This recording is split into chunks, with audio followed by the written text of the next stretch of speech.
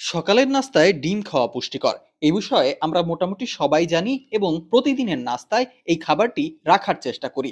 তবে সম্প্রতি পুষ্টি বিশেষজ্ঞরা 5টি সতর্কতা দিয়েছেন, যেখানে সকালে ডিম খাওয়া নিয়েও সতর্কতা রয়েছে।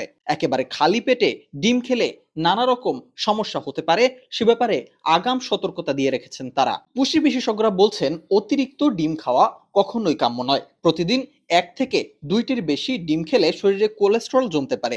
বিশেষত যাদের হার্টের সমস্যা রয়েছে তাদের জন্য এটি বেশ ঝুঁকিপূর্ণ। সকালে ডিম ভাজার পরিবর্তে সেদ্ধ খাওয়াই ভালো। ডিম ভাজা বা অমলেট করলে তেল ঝাল বাড়ে, যা সকালে হজমে সমস্যা করতে পারে।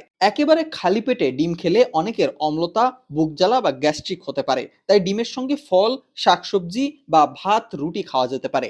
একেবারে খালি পেটে ডিম এড়িয়ে চলাই ভালো।